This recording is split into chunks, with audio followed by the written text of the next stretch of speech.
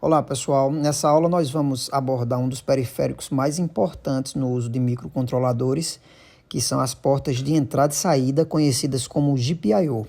Os microcontroladores usam pinos físicos para fazer a interface com o mundo exterior. Nesses pinos, nós vamos fazer conexões com outros componentes externos, como sensores e atuadores. E é isso que nós vamos abordar aqui nessa aula. Esse conteúdo vai ser dividido em algumas videoaulas para que o vídeo não fique muito longo. Então, nesse primeiro vídeo, nós vamos ter uma visão geral sobre o GPIO e faremos uma abordagem mais detalhada sobre os pinos que vão funcionar como saídas digitais. Dentro do microcontrolador, em cada pino, existe um circuito responsável por acioná-lo. Esse circuito pode ser configurado para permitir que o pino interaja com diferentes tipos de circuitos digitais e analógicos externos. Esses circuitos são representados por esses blocos chamados de portas GPIO, que são portas de entrada e saída, onde se ligam os pinos físicos externos do microcontrolador. Como vocês podem ver aqui, o processador se comunica com esse periférico por meio do barramento AHB1, a uma velocidade máxima de clock de 168 MHz. A tensão nos pinos configurados como saídas digitais, por exemplo, pode ser usado para ligar ou desligar dispositivos externos, como LEDs, displays, relés, motores ou outros atuadores. Já a aplicação externa de tensão nos pinos configurados como entradas digitais pode ser usada para fazer a leitura do estado lógico de dispositivos como botões, chaves, teclados e sensores digitais no geral. Esses pinos podem ser configurados pelo software em tempo de execução para desempenhar uma função como entrada ou saída. Um microcontrolador possui vários pinos externos. No caso do STM32 F407, ele possui 100 pinos e desses, alguns têm uso específico. Por exemplo, alguns são utilizados para fazer a alimentação do chip, outros são utilizados para ligar os cristais externos para as fontes de clock, alguns são os pinos de boot. Efetivamente, a gente tem 80 pinos bidirecionais disponíveis que nós podemos programar como entrada ou saída, dependendo da nossa necessidade ou aplicação. Esses pinos podem ser programados ou configurados para operarem em 4 diferentes modos. Entrada digital, que pode detectar quando uma tensão no pino está no nível lógico alto ou baixo, e esse modo é usado quando a gente precisa ligar sensores digitais. Pode ser também uma saída digital, que controla a tensão de saída no pino, enviando um nível lógico alto ou baixo. Esse modo é usado quando a gente quer acionar alguma carga digital. Função analógica, que pode ser uma entrada ou uma saída analógica, e aí esse modo é usado para trabalhar com os conversores AD e DA, e também com comparadores de tensão analógica. E o último modo são funções especiais, como, por exemplo, saídas de sinal PWM, driver para displays, interrupções externas, interfaces de comunicação. Esse último modo é chamado de função alternativa. Nessa aula nós vamos abordar os 2 primeiros modos, que são aí a entrada e a saída digital. Só que nós vamos dar um enfoque maior em saída digital e nas próximas aulas nós vamos detalhar os outros modos. Todas as placas de desenvolvimento disponibilizam os pinos de GPIO dos seus microcontroladores por meio de algum tipo de conector, como os mostrados nessas figuras aqui. Essas barras de pinos ou conectores são exatamente a disponibilização dos pinos que são roteados pela placa, e aqui o usuário pode interligar outros componentes externos, como chaves, botões, LEDs, sensores e também atuadores. Aqui é a placa utilizada no curso e ela disponibiliza os pinos de GPIO nessas barras de pinos nas bordas da placa. No STM32 F407, os pinos de GPIO são individualmente configuráveis como entrada ou saída. A função configurada, entrada ou saída, pode mudar em tempo de execução do programa. Quando o pino opera como saída, ele pode fornecer 0 volt no estado baixo e 3,3 volts no estado alto.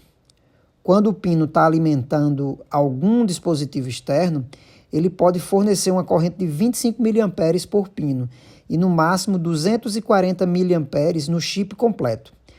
É preciso prestar atenção nesse consumo de corrente para evitar a queima do chip, porque se ele ultrapassar esses limites, ele vai esquentar e ele vai queimar. Quando o pino opera como entrada, ele pode reconhecer 0 volt como nível baixo e 3,3 volts como nível alto. Os 80 pinos são agrupados em estruturas conhecidas como portas. O STM32F407 possui 5 portas, nomeadas como porta A, porta B, C, D e E, ou então simplesmente GPIO-A, GPIO-B, C, D e GPIO-E. No diagrama de blocos, as portas GPIO aparecem aqui.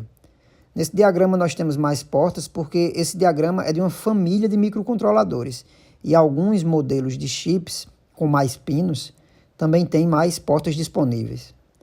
Nessa organização, cada porta possui 16 pinos, nomeados de PX0 até PX15, onde X representa a letra da porta. Então, por exemplo, quando nós falamos pino PA6, nós estamos nos referindo ao pino 6 da porta A. Outro exemplo, quando falamos PC9, então corresponde ao pino 9 da porta C. Essa organização garante que a gente consiga fazer o acesso simultâneo a todos os pinos de uma mesma porta. Isso significa que eu posso tanto ler simultaneamente o estado dos 16 pinos, como escrever níveis lógicos nesses mesmos 16 pinos, também de forma simultânea. Na prática, isso significa que em uma mesma instrução no código eu consigo acessar todos os pinos da porta. Se eu precisar acessar pinos que estão em portas diferentes, então eu terei que usar mais de uma instrução. E isso é importante ser analisado porque isso vai impactar no tempo de execução do código do seu programa. Nessa imagem aqui nós vemos que os pinos estão identificados pela impressão na legenda da placa de circuito impresso. Por exemplo, esses dois pinos aqui. O da esquerda é o PA0 e o da direita é o PA1. Esses outros dois aqui, o da esquerda é o PA8 e o da direita é o PC9. Os pinos não estão organizados sequencialmente na placa e nem precisariam estar. Isso depende de como os pinos estão distribuídos no chip do microcontrolador. Aproveitando essa imagem, veja que, além dos pinos das portas, a placa também fornece alguns pinos auxiliares. Por exemplo, aqui nos 4 primeiros pinos nós temos 5 volts. Nos 4 pinos seguintes temos 3,3 volts. Os 2 seguintes são GND. Isso é útil para a gente poder alimentar componentes externos, como a gente vai precisar fazer nas aulas práticas. Falando em prática, para a gente poder usar cada um desses pinos, vai ser necessário um processo de configuração, que inclui algumas etapas, como ligar o sinal de clock do periférico GPIO correspondente ao pino que você vai desejar usar. Lembrando que normalmente, por padrão, os sinais de clock dos periféricos são desligados e é necessário habilitá-los lá no módulo RCC, antes de acessar os registradores de configuração e controle desse periférico. Nós também precisamos, em seguida, configurar o modo de operação dos pinos. Por exemplo, configurar a direção do pino como entrada ou saída, né? Isso é feito nos registradores de configuração do periférico GPIO correspondente. E, além disso, podem ser necessárias configurações adicionais que a gente vai explorar em outras videoaulas. Nessa figura, nós podemos ver a estrutura básica do circuito interno de cada pino do microcontrolador STM32F407. O pino é representado por esse quadradinho aqui, e o circuito é formado por um driver de saída, que é o output driver, um driver de entrada, que é o input driver, alguns registradores e outros componentes auxiliares.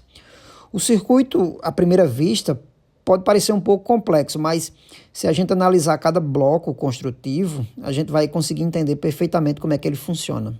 O importante aqui é que esse circuito vai se configurar para que o pino possa operar ou como entrada ou saída, dependendo da nossa necessidade e do programa que nós vamos escrever.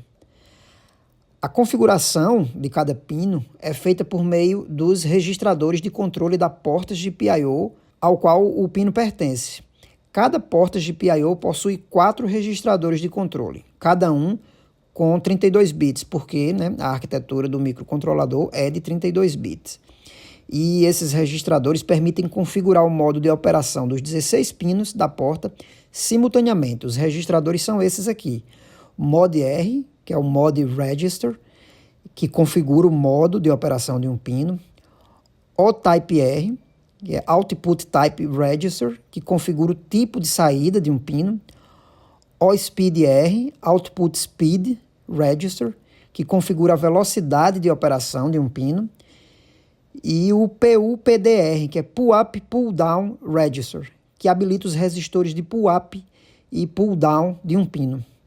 A gente vai ver como acessar e configurar cada um desses registradores, tanto diretamente como também usando funções de biblioteca. Primeiro nós vamos entender como é que faz o acesso direto e depois vamos, né, simplificar a programação usando funções. Essa é a organização do registrador Mod R, que é o registrador de modo, Mod Register. Esse registrador é utilizado para selecionar o modo de operação dos pinos de uma porta. Dependendo do modo selecionado, algumas partes do circuito mostrado no slide anterior são habilitadas, enquanto outras partes são desabilitadas. Então, para definir o modo de operação de um determinado pino, nós devemos configurar um par de bits desse registrador. Para cada modo, existe um valor binário correspondente. Os valores possíveis de configuração são esses aqui. 00 em binário, a gente configura o pino como entrada digital, que é o modo padrão de quase todos os pinos.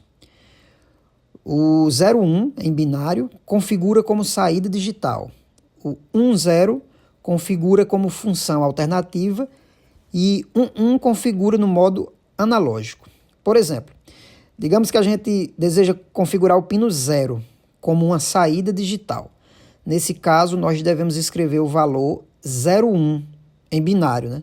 Nesses dois primeiros bits aqui, ou seja, nos bits 0 e 1, que são os bits Mod R 0. Outro exemplo. Agora a gente quer configurar o pino 5 no modo analógico. Aí, nesse caso, nós devemos escrever o valor 11 em binário nos bits 10 e 11, que são os bits Mod R5 do registrador Mod R. Cada par de bits aqui é usado para configurar o modo de operação de um pino específico. O par Mod R0 configura o pino 0. O par Mod R1 configura o pino 1. O Mod R2 configura o pino 2 e assim por diante até o par Mod R15 que configura o pino 15. Então, são 16 pinos de 0 a 15 que a gente pode configurar em qualquer um desses 4 modos, escrevendo o valor binário correto no par correspondente. Vamos ver como é que a gente faz essa configuração em um programa para a gente entender? Nós vamos usar essa situação aqui como exemplo. Na placa de desenvolvimento, nós temos o LED D2, que está conectado no pino PA6, que é o pino 6 da porta GPIO-A. Como é que eu sei disso? Porque eu tenho o arquivo do diagrama de conexões elétricas dessa placa e ele mostra que o LED D2 está conectado ao pino PA6 dessa forma que está mostrado aqui, ó, com um anodo em 3,3 volts e o catodo conectado no pino PA6 por meio desse resistor R13 de 510 ohms. Isso significa que depois que eu configurar esse pino como saída, eu posso escrever nível baixo no pino para fazer com que o LED acenda. E se eu colocar nível alto no pino, o LED se apaga. Preste atenção aqui. É uma lógica invertida nessa placa. O acionamento do LED é em nível baixo e o apagamento do LED, né, é em nível alto. Bem, isso aqui foi uma decisão do projeto dessa placa. Ele poderia ter escolhido para acionar o LED em nível alto e apagar o LED em nível baixo, mas essa foi a escolha do desenvolvedor da placa. Então, com isso apresentado, nós vamos escrever um programa que configura o pino PA6 como saída digital para, em seguida, a gente acionar esse LED ligando e desligando. Na linguagem C, os registradores são mapeados em endereços na memória, né? E podem ser acessados por meio de ponteiros. Esses ponteiros eles estão definidos nos arquivos de biblioteca que são incluídos no projeto no momento da criação do projeto. Então, para configurar o pino PA6 como saída digital, eu preciso escrever no registrador MOD-R da porta A. Escrevemos dessa forma. Primeiro, indicamos a porta que estamos acessando, GPIO A, e depois indicamos o registrador que queremos acessar, MOD-R. E daí nós atribuímos o valor desejado dessa forma aqui, ou igual 0B01 menor 12, ponto e vírgula.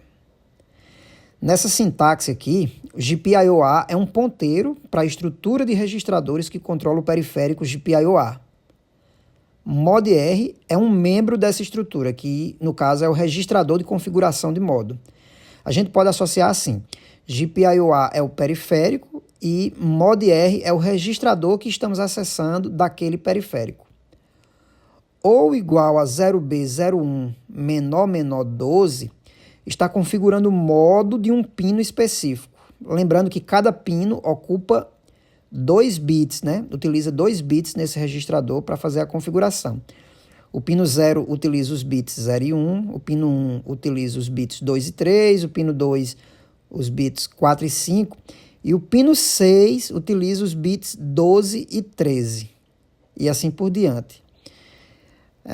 0B01 é o valor binário que significa modo de saída, como a gente viu. Menor é um operador de deslocamento de bits para a esquerda.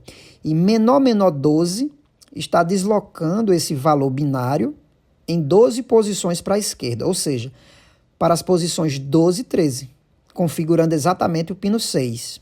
Ou igual faz uma operação OR, ou bit a bit, com atribuição, ou seja, ele mantém os outros bits intactos e apenas ativa o bit necessário para configurar o pino 6 como saída.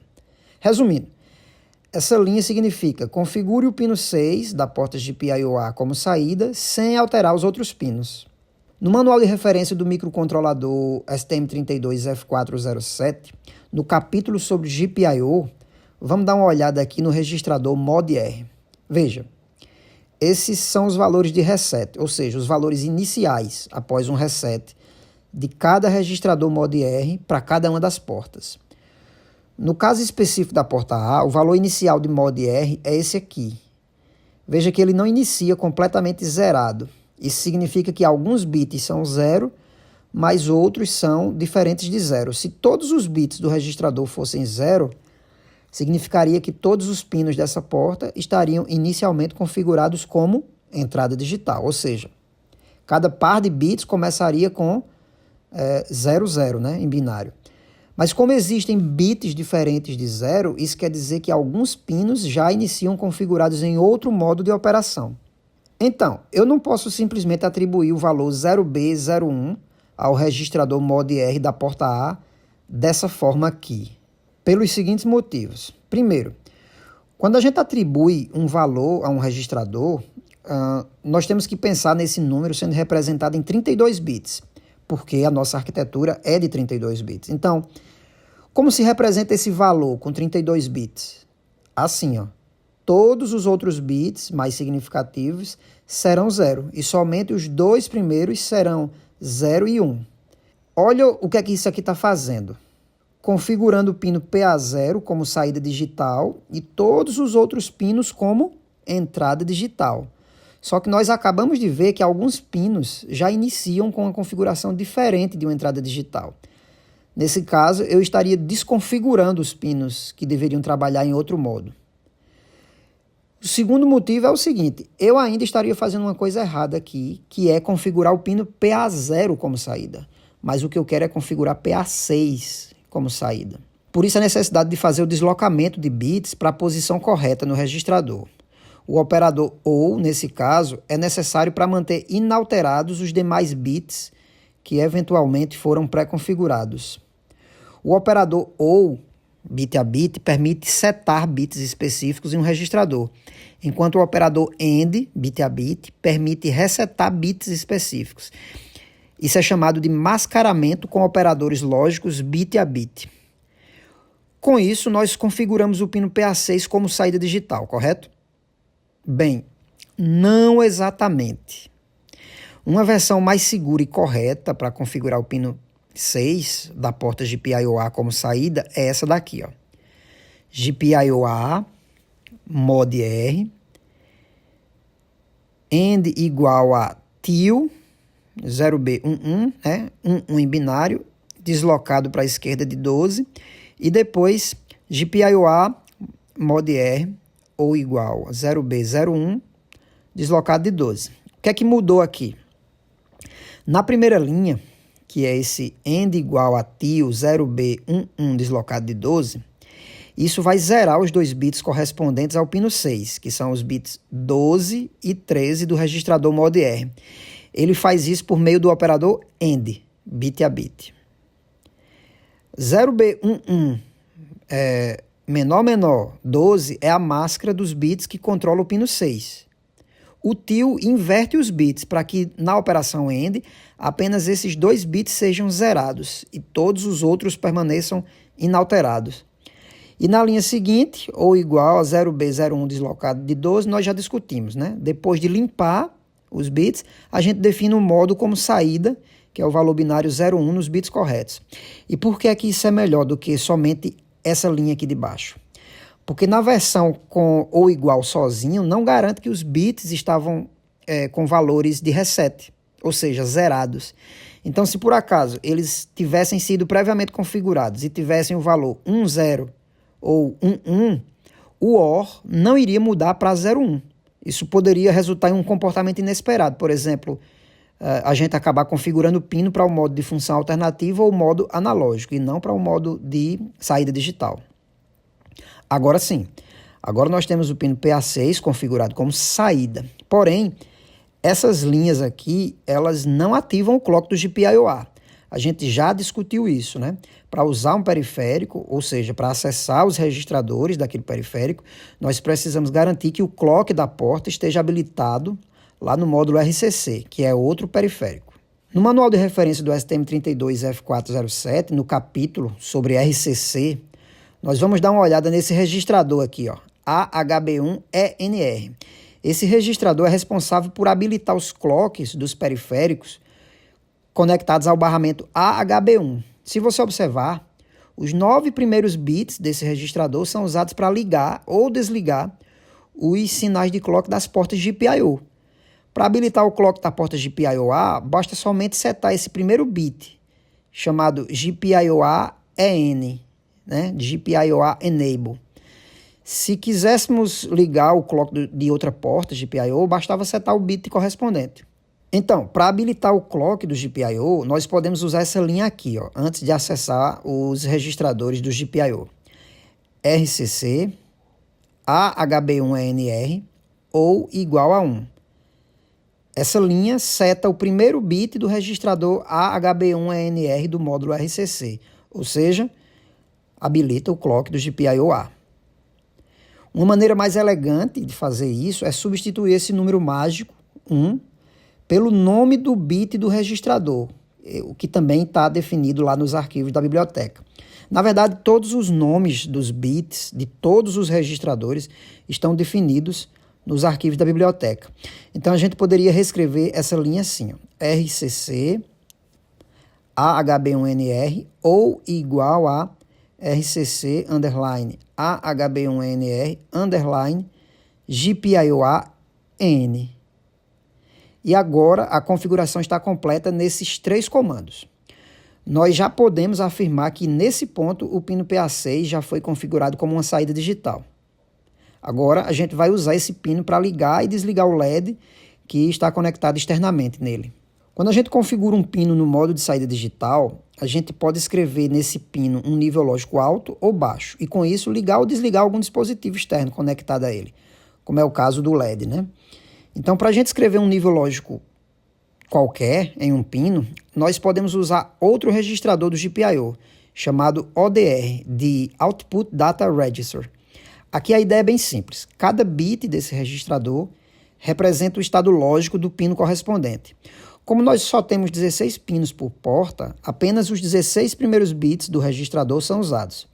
Então, quando a gente escreve 0 em algum desses bits, a gente está mandando nível lógico baixo para o pino correspondente.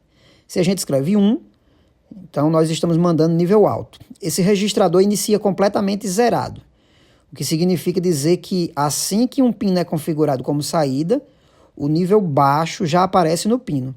Então, vamos usar esse registrador para a gente ficar mandando alternadamente, né? Nível alto e nível baixo para o pino PA6. E com isso, ficar ligando e desligando o LED. Nós devemos escrever assim, dentro desse laço aqui de repetição. GPIO-A, ODR, ou igual a 1 deslocado de 6, para mandar nível alto para o pino PA6. Hall delay 1000, essa função produz uma espera de 1 segundo. GPIO-A, ODR, end igual a til 1 deslocado de 6, que é para mandar nível baixo para o pino. E Hall delay 1000 para produzir outro atraso de 1 segundo. Após a gente compilar e gravar o código na placa, o resultado é esse aqui, ó. Olha só, nessa aula foi mostrado como é que configura e utiliza pinos de GPIO, fazendo acesso direto aos registradores das portas, o que permite uma manipulação de mais baixo nível nos pinos do microcontrolador. Manipular os pinos de GPIO a partir do acesso direto aos registradores tem algumas implicações positivas. O acesso direto aos registradores produz um código mais enxuto e a execução é mais rápida do que usando funções de biblioteca. Às vezes também é necessário acionar vários pinos de saída exatamente ao mesmo tempo. Isso é obtido também fazendo acesso direto aos registradores. Só que existem algumas implicações negativas na manipulação direta dos registradores. Primeiro, é mais difícil para depurar e manter o código e é menos claro para o entendimento, né? Você olha para uma linha dessa, você não sabe exatamente o que é que ela está fazendo. O código também fica menos portável e também é muito mais fácil, por exemplo, acidentalmente você alterar outro bit do registrador e afetar o funcionamento de outros pinos. Então, na próxima aula, nós vamos poder refazer, na verdade, essas configurações usando funções de biblioteca e a ferramenta gráfica STM32CubeMax, do STM32CubeDE, para facilitar essa etapa de programação, né? O STM32CubeMax é uma ferramenta gráfica oficial da ST Microelectronics que ajuda a configurar o microcontrolador de forma rápida e prática. É como se fosse um assistente visual para gerar código de inicialização dos periféricos para o nosso projeto. Com isso, nós vamos encerrar essa introdução ao GPIO por aqui e retomamos com mais detalhes na próxima aula.